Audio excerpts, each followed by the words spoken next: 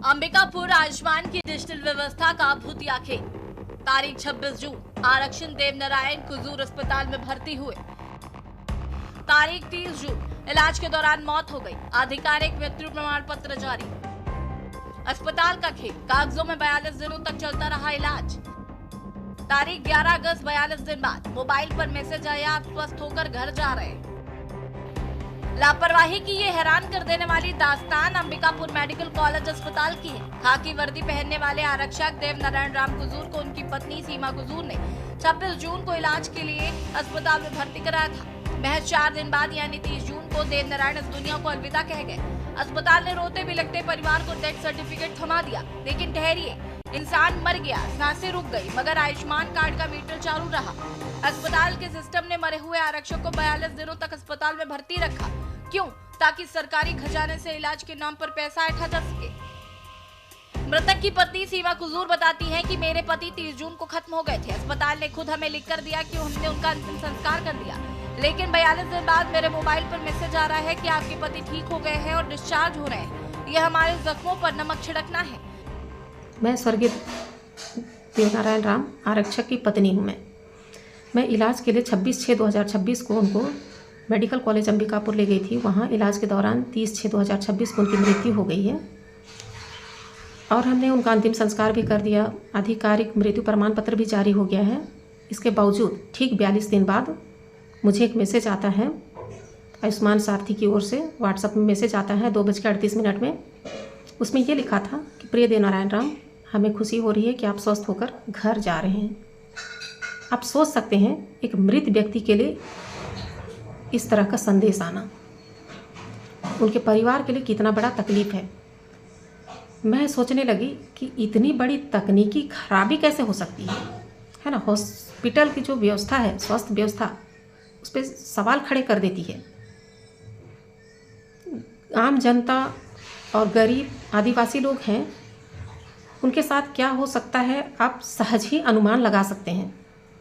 मैं एक हॉस्पिटल की कर्मचारी हूँ, मेरे साथ इस प्रकार का घटना हो रहा है तो उनके साथ क्या होता होगा।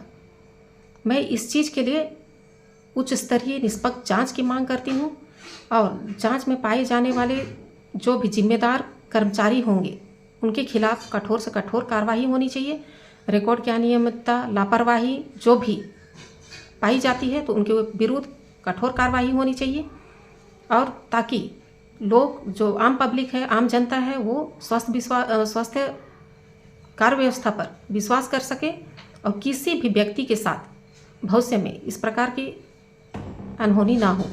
बहरहाल अस्पताल के इस डिजिटल चमत्कार ने यह साबित कर दिया है कि आज के दौर में सिस्टम के लिए इंसान की जान की कोई कीमत नहीं है। कीमत है तो सिर्फ क्लेम अमाउंट की।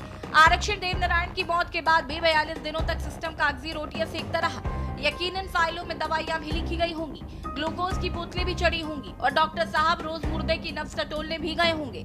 वारी व्यवस्था, जब तक इंसान जिंदा रहता है बेड के लिए तरसता है और जब मर जाता है तो उसे 42 दिन तक डिस्चार्ज नहीं किया जाता। ये लापरवाही नहीं, सीधे सीधे सरकारी पैसे की डकैती है जो एक मरे हुए इंसान के नाम पर की गई।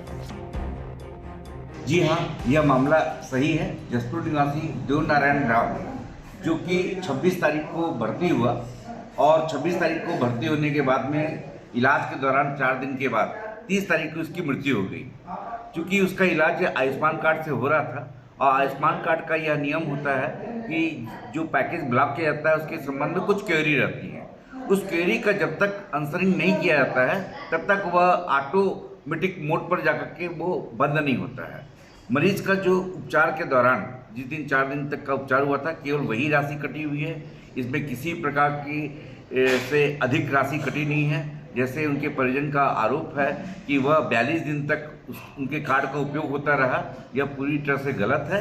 4 दिन तक जब तक मरीज का इलाज हुआ है तब तक की केवल राशि कटी हुई है। हाँ, ये एक संवेदनशील मामला जरूर है जिसमें से जो संबंधित डाटा एंट्री ऑपरेटर है उसको अतिशीघ्र ही इस आयुष्मान कार्ड को बंद कर देना था, परंतु कहीं ना कहीं उससे इस आयुष्मान कार्ड को बंद करने में देरी हुई है, जिसके लिए उसे इस आयुष्मान कार्ड से पृथक किया गया है।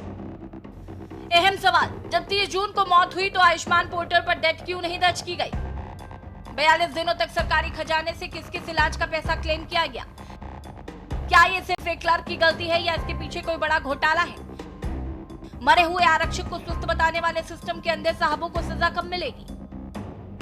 डॉक्टर साहब इसे महज पोर्टल की गलती बताकर पल्ला झाड़ रहे हैं, लेकिन सवाल यह है कि क्या पोर्टल खुद ब खुद 42 दिनों तक क्लेम जनरेट कर रहा था, या फिर ये आयुष्मान योजना की आड़ में चल रहा वो काला खेल है जिसमें मरीज के मरने के बाद भी उसका कार्ड वेंटिलेटर पर रहता है। सीमा कुजूर न्याय मांग रही है, उस खाकी के सम्मान के लिए लड़ रही है जिससे जिंदगी भर सिस्टम की सेवा की और मरने के बाद उसी सिस्टम ने उसका मजाक बना दिया।